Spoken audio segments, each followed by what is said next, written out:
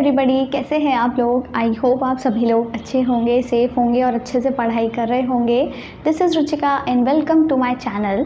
सो आज हम कंटिन्यू करने जा रहे हैं second chapter of macroeconomics, that is basic concepts of macroeconomics, जिसमें कि हमने बहुत सारे वीडियोस कर लिए और उसमें हमने काफ़ी सारे टॉपिक्स कवर कर लिए। Like firstly we studied final and intermediate goods, then we covered capital and consumption goods. उसके बाद हमने कंजम्पशन एक्सपेंडिचर, इन्वेस्टमेंट एक्सपेंडिचर पढ़ा, उनके कंपोनेंट्स पढ़े, gross investment, net investment and depreciation. यहाँ तक की कहानी हमने अच्छे से कंप्लीट कर ली है। अगर आपने वो वीडियोज़ अभी तक नहीं देखे हैं then do watch those videos, जिससे कि आपको सारी क्लैरिटी मिल जाएगी।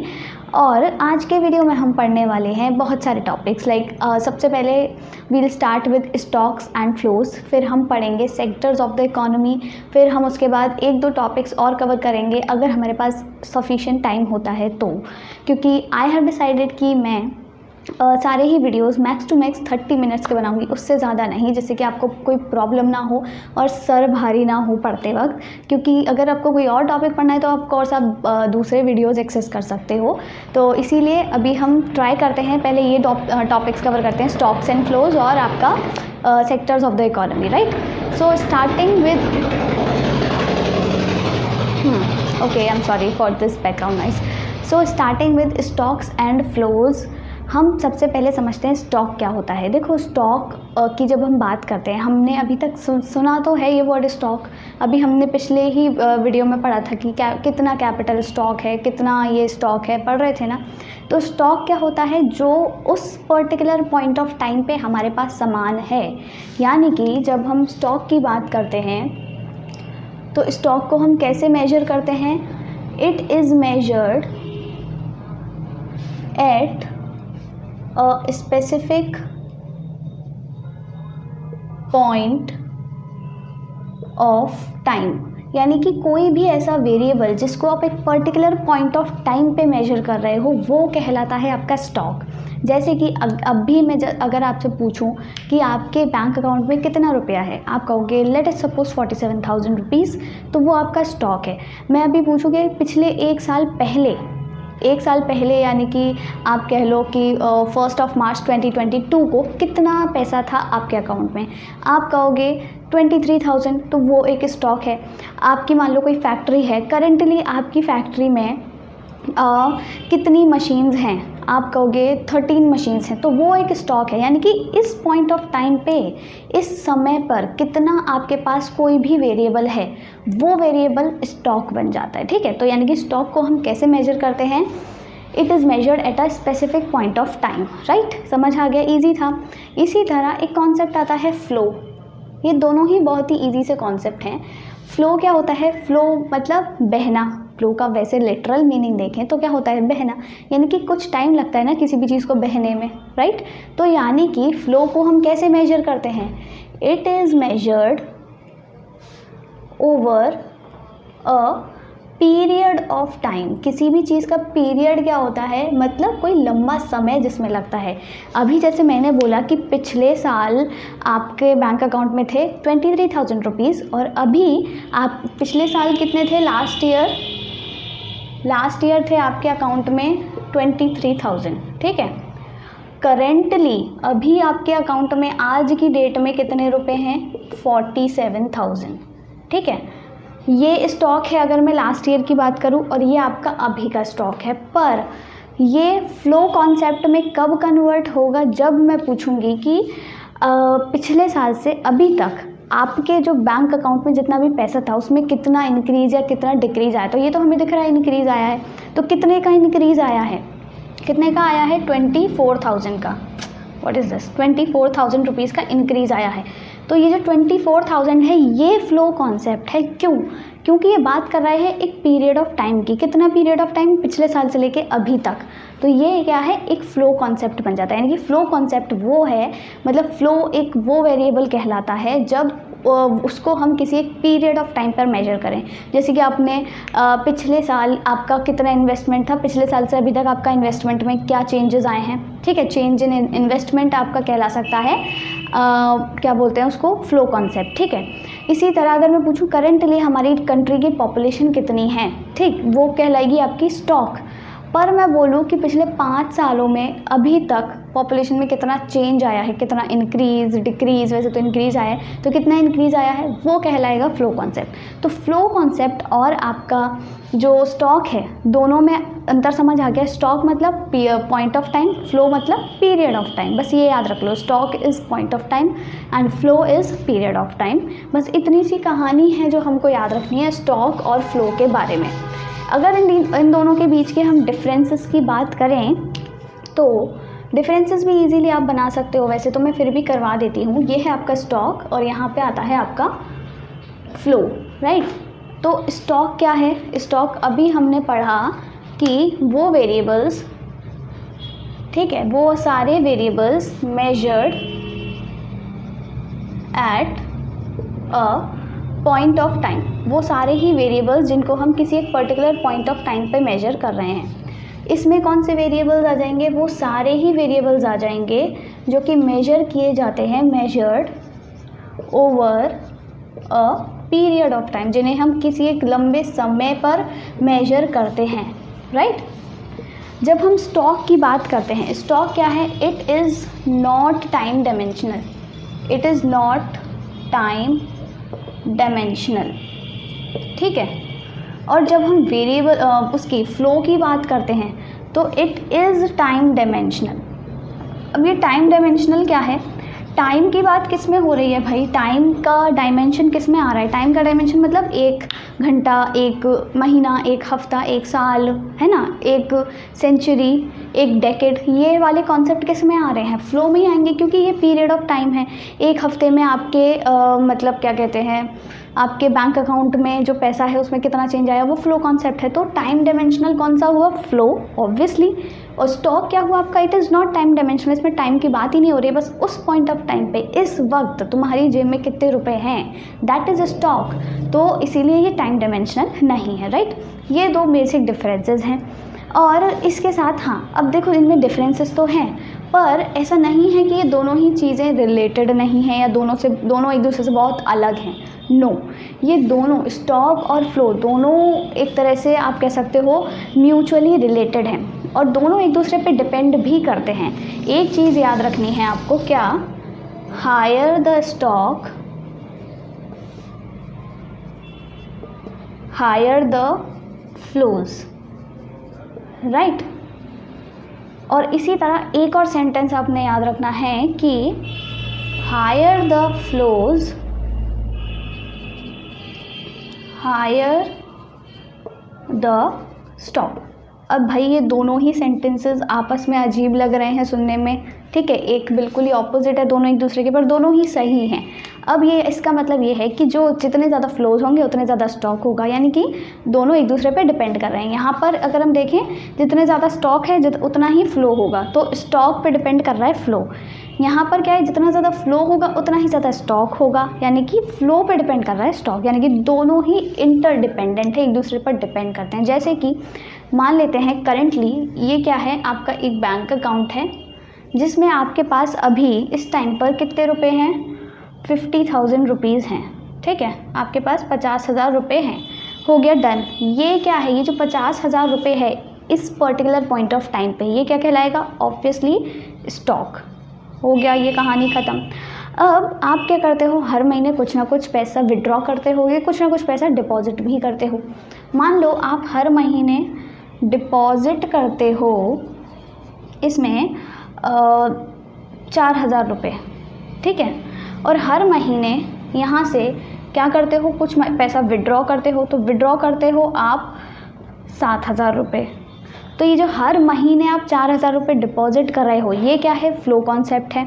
समझ में आया? हर एक महीने का पूरा एक पीरियड ऑफ टाइम है यहाँ पर। इसी तरह ये जो विड्रॉ कर रहे हो ये भी फ्लो कॉन्सेप्ट है। अब यहाँ पर इन सेंटेंसेस का मीनिंग समझो, higher the stock, higher the flows. ये जो आपका स्टॉक है, जितना ज़्यादा स्टॉक होगा आपके पास, आप उतना ही तो फ्लो कर पाओगे। आपके पास अगर पैसे 50,000 की जगह मान लो 10,000 ही हैं, तो आप क्या 4,000 हर महीने 7,000 हर महीने विड्रॉ कर पाओगे? नहीं, आप कम विड्रॉ करोगे अगर कम पैसे हैं। तो यानी कि स्टॉक ज़्यादा होना चाहिए तभी फ्लो ज़्यादा होगा, राइट। इसी तरह higher the flows higher the stock. यहाँ पे क्या है, आप हर महीने जब 4,000 रुपये डिपॉजिट कर रहे हो, जितने ज़्यादा पैसे डिपॉजिट करोगे उतना ही ज़्यादा आपका स्टॉक होगा। अगर आप 4,000 की जगह मान लो सिर्फ 500 रुपये ही डिपॉजिट कर रहे हो हर महीने, तो क्या होगा, आपका स्टॉक कम होगा। 50,000 रुपये कहाँ से इकट्ठे हो जाएंगे, उसमें नहीं होंगे 500 के हिसाब से। तो यानी कि जितना ज़्यादा फ्लो होगा उतना ज़्यादा स्टॉक होगा। दोनों चीज़ें एक दूसरे पर डिपेंड करती हैं। Higher the stock would lead to higher the flow, और इसी तरह इसका वाइस वर्सा। जब स्टॉक ज़्यादा होगा तो फ्लो भी ज़्यादा होगा, और जब फ्लो ज़्यादा होगा तो स्टॉक भी ज़्यादा होगा। इतनी छोटी सी कॉन्सेप्ट है ये स्टॉक और फ्लोज की, जो आपने आज समझना था, ठीक है। इसके अलावा कोई कहानी नहीं, आप चाहो तो इसका स्क्रीनशॉट भी ले सकते हो। अब उसके बाद हम बात करते हैं हमारे नेक्स्ट टॉपिक पे। नेक्स्ट टॉपिक मैंने बताया था, क्या था हमारा, सेक्टर्स ऑफ एन इकोनॉमी। किसी भी इकोनॉमी में क्या क्या सेक्टर्स होते हैं। देखो हमने वैसे आप लोगों ने इकोनॉमी के टाइप्स तो पढ़े ही होंगे, जहाँ तक मुझे पता है 11th में फर्स्ट चैप्टर में ही था, राइट। कैसी कैसी इकोनॉमी होती है भाई, मिक्स्ड इकोनॉमी होती है आपकी, एक कंट्रोल्ड इकोनॉमी भी थी, एक आपका फ्री इकोनॉमी थी। ये इकोनॉमी के टाइप्स थे। अभी अपने को जो पढ़ना है वो क्या है, सेक्टर्स ऑफ एन इकोनॉमी। वो क्या है, सेक्टर्स ऑफ एन इकोनॉमी। अब किसी भी इकोनॉमी में ना 4 मेन सेक्टर्स होते हैं, ठीक है। पहले चारों के नाम याद करेंगे हम एज़ यूजुअल, फिर हम चारों के बारे में एक एक करके समझेंगे। सबसे पहला आपका आता है कंज्यूमर सेक्टर, ठीक है। सबसे पहला हो गया कंज्यूमर सेक्टर। उसके बाद दूसरा आपका आता है प्रोड्यूसर सेक्टर, ठीक है। नाम वैसे इजी ही है, consumer sector, producer sector. Consumer होते हैं हमारी इकोनॉमी में, प्रोड्यूसर्स भी होते हैं। एक हमारे साथ में हमारी गवर्नमेंट भी तो होती है जो हमको चला रही है, तो यहाँ पर आ जाता है गवर्नमेंट सेक्टर। अब चौथा सेक्टर कौन सा है, चौथा सेक्टर आपका कहलाता है एक्सटर्नल सेक्टर। एक्सटर्नल सेक्टर यानी कि आपकी बाहर की दुनिया, आपकी इकोनॉमी, आपकी कंट्री से बाहर की दुनिया। तो क्या क्या सेक्टर्स हैं हमारे पास हमारी इकोनॉमी में। सबसे पहला आता है हमारा consumer sector, then comes producer sector, third is government sector and fourth one is external sector. चारों के ही नाम याद हो गए, ईजी हैं, कुछ भी कहानी नहीं है। अब एक एक करके हम चारों के बारे में समझ लेते हैं। सबसे पहले जब हम बात करते हैं कंज्यूमर सेक्टर की, कंज्यूमर सेक्टर यानी कि हमारी इकोनॉमी में कंज्यूमर्स कौन होते हैं, ठीक है। वो सारे लोग, ठीक है, people who consume goods and services, ठीक है। सबको पता है जो भी लोग गुड्स और सर्विसेज को कंज्यूम करते हैं वो कहलाते हैं हमारे कंज्यूमर्स। अब ये जो कंज्यूमर्स होते हैं, यानी कि कंज्यूमर की जगह आप एक और चीज़ लिख सकते हो। वैसे यहाँ पे कंज्यूमर ना लिख करके आप लिख सकते हो हाउस होल्ड, ठीक है। House hold sector, house hold sector, producer sector, government sector and external sector. तो हाउस होल्ड में कौन कौन लोग आ जाते हैं, all those people who consume goods and services, यानी कि सारे ही कंज्यूमर्स किस में आ जाएंगे, हाउस होल्ड सेक्टर में आ जाएंगे। अब ये जो कंज्यूमर्स होते हैं, ये जो हमारे कंज्यूमर्स होते हैं या फिर जो हमारे हाउस होल्ड होते हैं, वो क्या होते हैं, they are the owners of factors of production. अब सबको अगर याद हो, फैक्टर्स ऑफ प्रोडक्शन हमने कहाँ पढ़ा है भाई, हमने 11th में पढ़ा था, राइट। फैक्टर्स ऑफ प्रोडक्शन क्या होते हैं, वो चीज़ें, वो सामान जो हमको प्रोडक्शन में काम आता है। कौन सा काम आता है, लैंड, लेबर, कैपिटल, एंटरप्रेन्योर। तो ये जो लैंड, लेबर, कैपिटल, एंटरप्रेन्योर है, ये चारों चीज़ें हैं, यानी कि चारों फैक्टर्स ऑफ प्रोडक्शन, उनके ओनर कौन होते हैं, कंज्यूमर्स। कोई जो लैंड है, अगर आपको कोई काम कराना है, प्रोड्यूसर हो और आपको फैक्टर ऑफ प्रोडक्शन चाहिए लैंड, तो आप लैंड किसी और से तो मांगोगे, वो किसी और की लैंड होगी उस कंज्यूमर की, तो वो उसका ओनर है। आप लेबर मांगोगे तो वो लेबर किसी और की होगी, वो उसका ओनर है, ठीक है। इसी तरह आप कहीं से कैपिटल बोरो करोगे, यानी कि बैंक से, तो बैंक उसकी ओनर है, बैंक क्या है, कंज्यूमर है, बैंक के जो एम्प्लॉयज़ हैं, स्टाफ है, इस तरीके से। तो जो कंज्यूमर्स होते हैं वो ओनर होते हैं हमारे सारे ही फैक्टर्स ऑफ प्रोडक्शन के। हाउस होल्ड सेक्टर के बारे में बस इतनी कहानी याद करनी है। हाउस होल्ड सेक्टर में कौन आता है, सारे कंज्यूमर्स, और कंज्यूमर्स कौन होते हैं, owners of factors of production, right.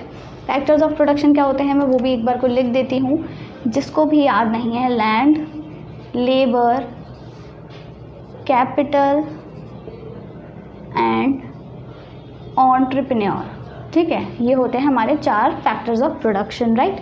अब बात आती है प्रोड्यूसर सेक्टर की। प्रोड्यूसर सेक्टर हमारा क्या है, नाम से समझ आ रहा है। प्रोड्यूसर सेक्टर में क्या क्या चीज़ें आ जाएंगी, ऑल द प्रोड्यूसिंग यूनिट्स, जो भी प्रोड्यूसिंग यूनिट्स हैं, जो भी ऐसी यूनिट्स जो कि कुछ प्रोडक्शन करती हैं, जैसे कि आपकी कोई भी फर्म्स हो सकती हैं, वो सभी आ जाएंगी किस में, प्रोड्यूसर सेक्टर में, राइट। अब ये जो फर्म्स होती हैं, जस्ट अभी मैंने बताया था प्रोडक्शन के लिए आपको फैक्टर्स ऑफ प्रोडक्शन चाहिए होते हैं, राइट। तो ये जो फर्म्स हैं ये कहाँ से लाएंगी, क्योंकि फैक्टर्स ऑफ प्रोडक्शन के मालिक तो कंज्यूमर है ना, तो ये क्या करती हैं, ये बोरो करती हैं या फिर उनसे लेती हैं, उनसे सामान लेती हैं, फैक्टर्स ऑफ प्रोडक्शन सारे लेती हैं। तो ये क्या करती हैं, आपका जो प्रोड्यूसर्स होते हैं, दे पे consumers for using their factors of production, ठीक है, फैक्टर्स ऑफ प्रोडक्शन। तो ये क्या करते हैं, कंज्यूमर्स को पे करते हैं, किस फॉर्म में पे करते हैं, लैंड को हम क्या कहते हैं, लैंड को हम रेंट देते हैं, लेबर को हम वेजेस देते हैं, कैपिटल को हम इंटरेस्ट देते हैं, और एंटरप्रेन्योर को हम प्रॉफिट प्रोवाइड करते हैं। ये चारों क्या हैं, सैलरी है इन सब की। तो कंज्यूमर तो इन चारों के मालिक हैं, और प्रोड्यूसर्स को ये चारों चीज़ें चाहिए होती हैं प्रोडक्शन में, तो ये इन्हीं से ही तो जाके लेंगे। अब इनको बदले में पैसा भी देंगे फ्री में, तो ये इनका सामान यूज़ करने से रहे, तो इन चारों को ये सारी चीज़ें देते हैं, रेंट, वेजेस, आपका प्रॉफिट और कैपिटल पर इंटरेस्ट। तो प्रोड्यूसर्स ये काम करते हैं, ठीक है, प्रोडक्शन करते हैं, सारी फर्म्स प्रोड्यूसर सेक्टर में आती हैं और ये सब चीज़ें, राइट। अब आता है हमारा थर्ड सेक्टर, जिसे हम क्या कहते हैं, गवर्नमेंट सेक्टर। गवर्नमेंट 2 तरीके से एक्ट करती है हमारे इकोनॉमी में। पहला है एज अ वेलफेयर एजेंसी, ठीक है, एक तो वेलफेयर एजेंसी की तरह, दूसरा होता है एज अ प्रोड्यूसर, ये भी एक प्रोड्यूसर की तरह एक्ट करती है। पर पहले वेलफेयर एजेंसी समझ लेते हैं। वेलफेयर एजेंसी मतलब हमारे वेलफेयर के लिए जो भी काम कर रही है, जैसे कि लॉ एंड ऑर्डर प्रोवाइड कर रही है, और हमको मुफ्त की स्कीम्स दे रही है, और जो भी सामान हमको मतलब गवर्नमेंट प्रोवाइड करवाती है, फैसिलिटीज़ देती है, सर्विसेज देती है, वो सब वेलफेयर ही कर रही है हमारा। तो एज अ वेलफेयर एजेंसी ये एक्ट करता है गवर्नमेंट सेक्टर। और एज अ प्रोड्यूसर कैसे एक्ट करता है, प्रोड्यूसर किस चीज़ का, गवर्नमेंट किस चीज़ का प्रोडक्शन करती है भाई, गवर्नमेंट हमारे लिए रोड्स बनवा रही है, डैम्स बनवा रही है, बिल्डिंग्स, हाउसेस, ये वो, तो बहुत सारी चीज़ें बनवाती हैं। तो उस टाइम पे it acts as a producer. तो गवर्नमेंट 2 तरीके से एक्ट करती है, as a welfare agency, as a producer. Welfare कैसे करती है, हम लोगों का भला करके, वेलफेयर करके सोसाइटी का, वही उसका एम होता है। और प्रोड्यूसर की तरह वो हमारे लिए जो भी चीज़ें बनवाती है उसकी तरह एक्ट करती है, राइट। अब लास्ट आपका बचता है एक्सटर्नल सेक्टर। एक्सटर्नल सेक्टर को हम एक और नाम से जानते हैं, जो आप यूजुअली सुनोगे आगे जाके, also called rest of the world, ठीक है, जिसे हम शॉर्ट में ROW लिखते हैं। तो इसे हम क्या कहते हैं, रेस्ट ऑफ द वर्ल्ड, हमारी इकोनॉमी को छोड़ के बची हुई सारी दुनिया, तो वो एक्सटर्नल सेक्टर हो गया हमारे लिए। तो ये होता है rest of the world, right. ये तीनों चीज़ें हमारी इकोनॉमी के अंदर हैं, ये हमारा रेस्ट ऑफ द वर्ल्ड है। अब रेस्ट ऑफ द वर्ल्ड से यानी कि एक्सटर्नल सेक्टर से, यानी कि बाकी की कंट्रीज से हमारा क्या लेना देना होता है, क्या लेना देना होता है, हम क्या करते हैं, हम कुछ ना कुछ एक्सपोर्ट करते हैं, हम कुछ ना कुछ इम्पोर्ट भी करते हैं, राइट। जब हम एक्सपोर्ट करते हैं तो हमको इनकम मिलती है, पैसा मिलता है, और जब हम इंपोर्ट करते हैं, उनसे ख़रीदते हैं, तो हमको पे करना पड़ता है इन एक्सचेंज। तो ये भी हमारी एक इकोनॉमी का सेक्टर माना जाता है, क्योंकि हमारे रिलेशंस हैं उससे, हमारा कंटिन्यूसली उनसे ट्रेड चलता आ रहा है काफ़ी टाइम से। तो ये भी हमारी एक इकोनॉमी का इनसेपरेबल एक तरह से सेक्टर मान सकते हैं, क्योंकि अगर ट्रेड बंद हो गया तो आप सोचो कैसी चीज़ें हो जाएंगी, मतलब आप इमेजिन भी नहीं कर सकते हो, राइट। तो इसीलिए ये 4 हमारे क्या हैं, मेन सेक्टर्स हैं। क्या क्या है एक बार शॉर्ट में जल्दी से रिवाइज कर लेते हैं। House hold, producer, government, external. House hold में क्या आते हैं, सारे कंज्यूमर्स आते हैं, और कंज्यूमर्स क्या हैं, ओनर्स हैं फैक्टर्स ऑफ प्रोडक्शन के। प्रोड्यूसर में कौन कौन से आ जाएंगे, सारी producing units, firms, factories, business organisations, everything, यानी कि सारी वो यूनिट्स जो कुछ ना कुछ प्रोडक्शन करती हैं, और वो क्या करती हैं, वो कंज्यूमर्स से उनके फैक्टर्स ऑफ प्रोडक्शन ले करके यूज़ करती हैं और बदले में उनको पे करती हैं। हो गया ये ख़त्म।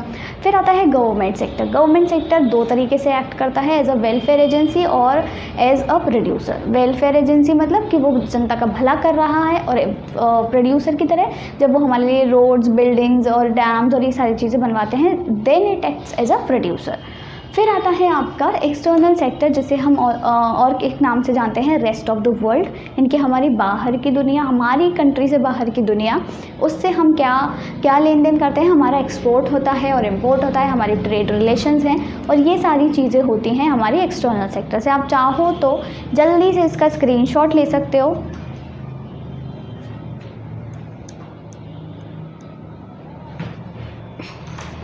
और अभी हमारे पास थोड़ा सा टाइम है, लाइक 15 मिनट्स, तो हम जल्दी से अब क्या करते हैं, हमारे नेक्स्ट टॉपिक पे मूव करते हैं। So let's move on to the next topic. Now continue the next topic, that is intersectoral flows. Just अभी हमने बात करी थी 4 सेक्टर्स ऑफ इकोनॉमी की, यानी कि house hold, producer, government and external. अब ये जो सारे सेक्टर्स होते हैं ना किसी भी इकोनॉमी के, ये आपस में एक दूसरे पर डिपेंड करते हैं और हाईली डिपेंडेंट होते हैं। मतलब अगर ये डिपेंड ना हो दूसरे पे तो इनका काम ही नहीं चलेगा। एक से दूसरे का काम चल रहा है, दूसरे से पहले का काम चल रहा है, इतनी हाई इंटरडिपेंडेंस है इन लोगों के बीच में।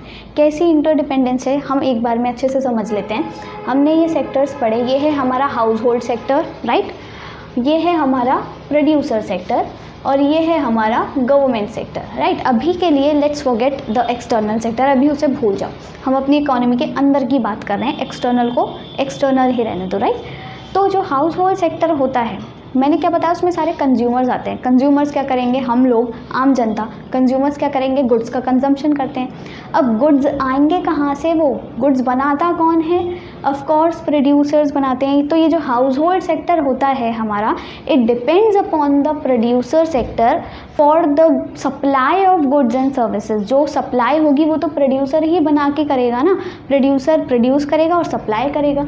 तो household sector depends on the producer sector for the supply of goods and services that are needed for the consumption. तो ये हाउस होल्ड कैसे डिपेंड करता है, प्रोड्यूसर पे, ये मैंने बता दिया।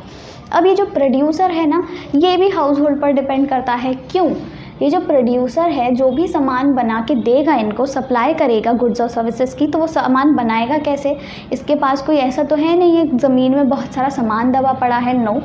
ये क्या करते हैं, इनको फैक्टर्स ऑफ प्रोडक्शन चाहिए होते हैं। जस्ट अभी मैंने बताया था, लैंड, लेबर, कैपिटल, एंटरप्रेन्योर, और वो कौन प्रोवाइड करता है, वो हाउस होल्ड्स प्रोवाइड करते हैं, वो कंज्यूमर्स प्रोवाइड करते हैं। Why, because they are the owners of factors of production.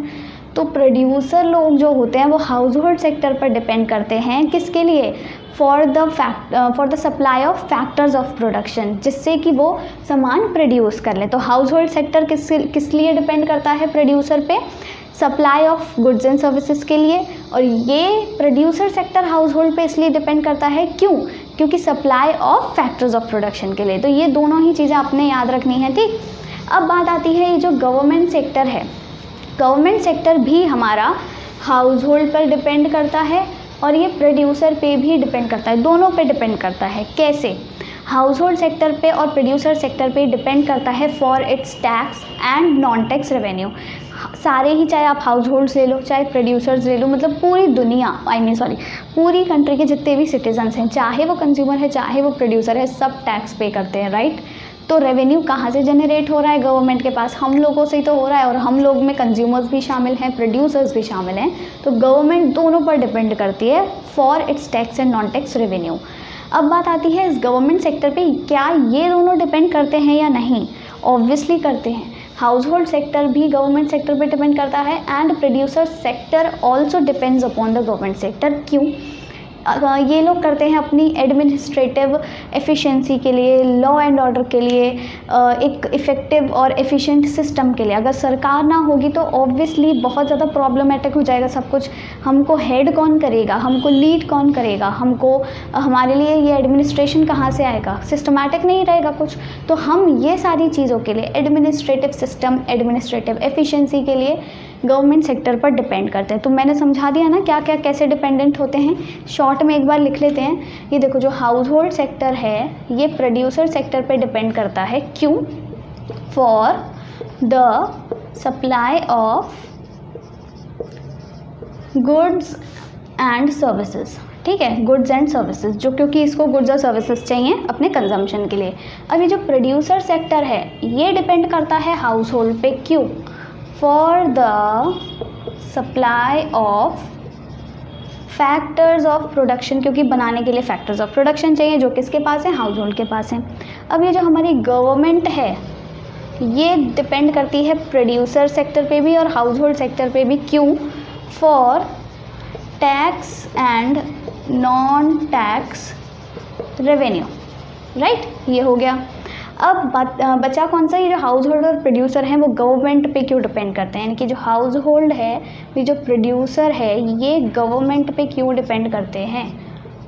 ये क्यों डिपेंड करते हैं? For administration. ठीक है, शॉर्ट में लिख लो, for administration, for law and order, for like everything, rules and regulations, वो सब गवर्नमेंट हमें ही देगी। गवर्नमेंट नहीं हो तो हमारी दुनिया ना चल सके, हमारी कंट्री ना चले। तो ये चारों चीज़ें हैं जो आपने याद रखनी है। 2-3 बार समझो, थोड़ा दिमाग लगा के लॉजिक के साथ कि क्यों ये एक दूसरे पर डिपेंड करते हैं, चीज़ें फिट हो जाएंगी दिमाग में लिटरली। इसका स्क्रीनशॉट ले लो जल्दी से, बहुत हेल्पफुल रहेगा। राइट, अब हम इसके बाद बात करते हैं, हमारा टॉपिक क्या था? Intersectoral flows. अब ये जो हाई इंटरडिपेंडेंस है इन तीनों सेक्टर्स के बीच में, यही हमको ले जाती है इंटरसेक्टोरल फ्लोज के लिए। ठीक है, यानी कि ये जो इंटरसेक्टोरल डिपेंडेंस है, ठीक है, इंटरसेक्टोरल डिपेंडेंस है, इसी से हम पहुंचते हैं इंटरसेक्टोरल फ्लोज की तरफ।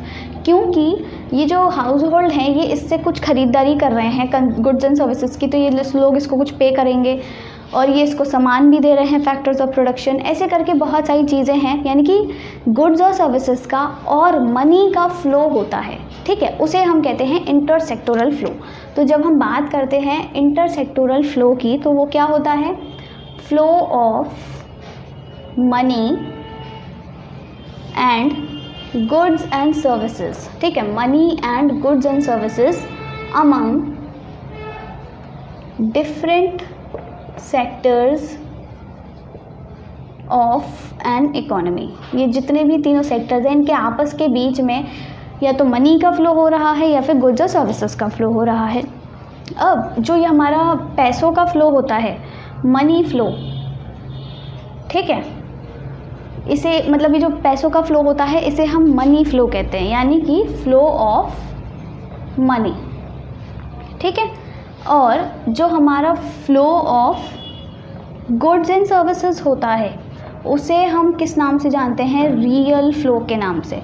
तो ये याद रखना है, मनी फ्लो क्या होता है? Flow of money from one sector of an economy to the another sector.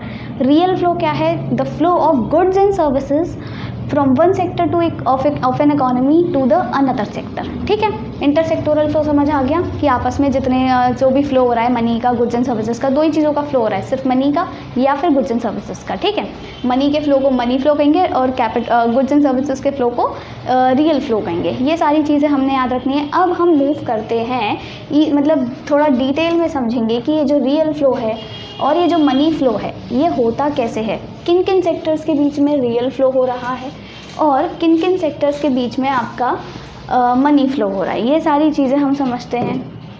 सबसे पहले हम बात करेंगे मनी फ्लो की। ठीक है, मनी फ्लो। मनी फ्लो की जब हम बात करते हैं, या फिर मनी नहीं, हम पहले रियल फ्लो की बात कर लेते हैं। ठीक है, इट्स रियल फ्लो। तो यहाँ पर तो देखो हमारा है हाउस होल्ड सेक्टर, ये हो गया हमारा हाउस होल्ड सेक्टर, राइट। इधर की तरफ आ जाता है हमारा प्रोड्यूसर सेक्टर, प्रोड्यूसर या फिर आपके जो भी कह लो फर्म्स, वो सारी चीज़ें इसमें आ जाएंगी। ये दो सेक्टर्स हो गए। इन दोनों सेक्टर्स के बीच में मैंने आपको बताया था कि हाउस होल्ड सेक्टर क्या करता है, अपने फैक्टर्स ऑफ प्रोडक्शन किसको देता है, प्रोड्यूसर सेक्टर को, जिससे कि वो क्या कर सकें, कुछ ना कुछ बना सकें। तो ये जो हाउस होल्ड सेक्टर है ये क्या कर रहा है, प्रोड्यूसर सेक्टर को सामान देगा, यानी कि फैक्टर्स ऑफ प्रोडक्शन देगा। तो यहाँ पे क्या हो रहा है, हाउस होल्ड सेक्टर से प्रोड्यूसर सेक्टर के बीच में क्या हो रहा है, सप्लाई ऑफ, या फिर सप्लाई की जगह आप लिख सकते हो जिससे आपको याद रहेगा, सप्लाई की जगह you can write flow of goods and services. ठीक है, सॉरी गुड्स एंड सर्विसेज नहीं, flow of factors of production. House hold service sector ने प्रोड्यूसर सेक्टर को फैक्टर्स ऑफ प्रोडक्शन प्रोवाइड करे। ठीक है, अब इसी तरह ये जो प्रोड्यूसर सेक्टर है ये क्या करेगा, उन फैक्टर्स ऑफ प्रोडक्शन को यूज़ करके कुछ ना कुछ सामान बनाएगा, गुड्स एंड सर्विसेज बनाएगा। इसने दिए इसको लैंड, लेबर, कैपिटल, एंटरप्रेन्योर, उसको यूज़ करके मान लो कोई भी चीज़ बनाई गुड्स एंड सर्विसेज, तो वो गुड्स एंड सर्विसेज का क्या करती है प्रोड्यूसर, अपने पास तो नहीं रखती ना फर्म्स, हमको ही बेचती हैं। किसको बेचती है, कंज्यूमर्स को बेचती हैं, यानी कि हाउस होल्ड सेक्टर को ही बेचती हैं। तो यहाँ से क्या हो जाएगा, आपका प्रोड्यूसर सेक्टर से आपका हाउस होल्ड सेक्टर तक क्या हो जाएगा, सप्लाई या फिर flow of goods and services. समझ आया, ये दोनों जो आपके हैं फ्लोज हो रहे हैं वो कौन से फ्लोज हैं, रियल फ्लोज। रियल फ्लोज मतलब flow of goods and services. तो यहाँ पे क्या है, फैक्टर्स ऑफ प्रोडक्शन क्या है, कुछ गुड्स ही तो है, लैंड एक गुड है। ठीक है, आपका जो एंटरप्रेन्योर है वो भी एक आपका सर्विस है, तो एंटरप्रेन्योरशिप, तो ये क्या है, गुड्स और सर्विसेज का फ्लो हो रहा है, यहाँ भी गुड्स और सर्विसेज का फ्लो हो रहा है, तो ये रियल फ्लो कहलाएगा।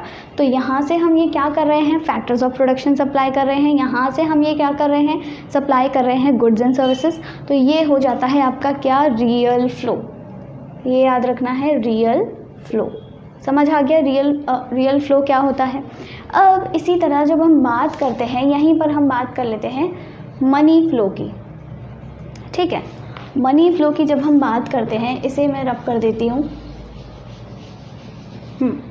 मनी फ्लो की जब हम बात करते हैं तो यहाँ पे क्या है, हाउस होल्ड सेक्टर भी कुछ ना कुछ उसको देता है प्रोड्यूसर सेक्टर को, और प्रोड्यूसर सेक्टर भी कुछ ना कुछ हाउस होल्ड सेक्टर को देता है मनी के फॉर्म में।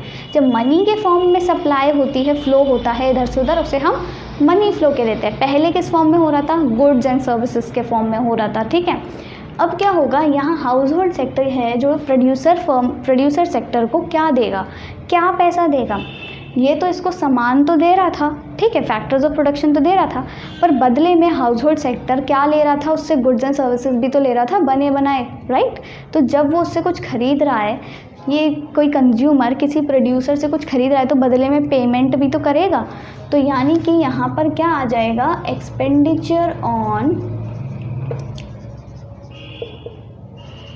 Goods and services. जो भी खर्चा कर रहे हैं ये किसकी फॉर्म में होगा, खर्चा। ऑब्वियसली आप पैसे ही पे करोगे, पुराने ज़माने की तरह नहीं ना कि आप मेरी 10 गाय ले जाओ। तो यहाँ पे क्या है, expenditure on goods and services, ये मनी के फॉर्म में हो रहा है। This is why it is a money flow. Similarly जो प्रोड्यूसर फर्म्स हैं, हाउस होल्ड सेक्टर को बना के सामान तो दे रही पर बदले में ले रही थी कुछ, क्या ले रही थी, फैक्टर्स ऑफ प्रोडक्शन ले रही थी। अब क्योंकि वो उसकी land, labour, capital, entrepreneur use कर रही हैं, ये जो फर्म्स हाउस होल्ड का ये सारा सामान यूज़ कर रही हैं, तो बदले में पेमेंट करेंगी। कैसे पेमेंट करती हैं, लैंड को आप रेंट देते हो, लेबर को आप वेजेस देते हो, इस तरीके से पेमेंट करती हैं। तो यहाँ पर क्या आ जाएगा, payment two factors of production, यानी कि जो भी फैक्टर्स ऑफ प्रोडक्शन ये इससे लेंगी उसका ये क्या करेंगी, पेमेंट करेंगी। तो ये भी मनी फ्लो कहलाएगा। तो रियल फ्लो, मनी फ्लो क्या होता है, आई होप समझ आ गया होगा। किसके अंदर पढ़ा हमने, इंटरसेक्टोरल फ्लो के अंदर पढ़ा सारी चीज़ें। इंटरसेक्टोरल फ्लो मतलब सारे ही सेक्टर्स आपस में एक दूसरे पर कितना मतलब किस चीज़ का फ्लो कर रहे हैं, सारी चीज़ें गुड्स और सर्विसेज और मनी कैसे फ्लो हो रहा है among different sectors of the economy.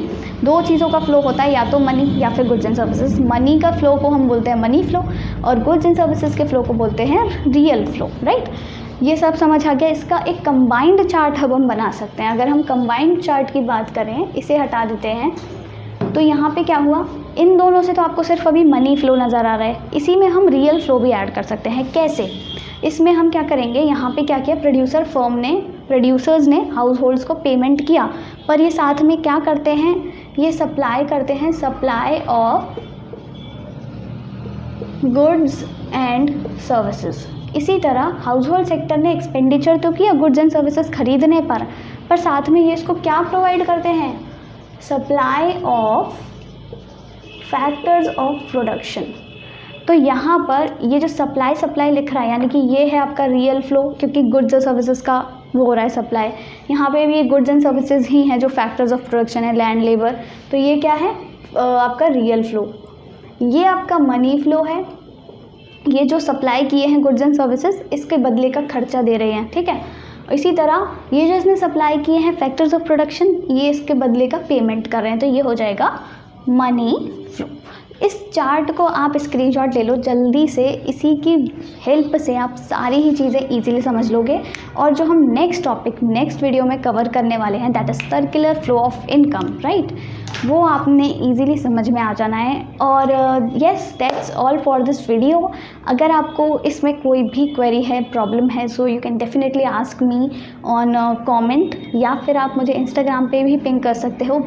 और नोट्स के लिए नोट्स के लिए टेलीग्राम ग्रुप ज्वाइन करना नहीं भूलना है, जिससे कि आपके सारे नोट्स एक जगह कंपाइल होकर आप रख सकते हो, कभी भी रिवीजन कर सकते हो, कभी भी पढ़ सकते हो और उन्हें एक्सेस कर सकते हो।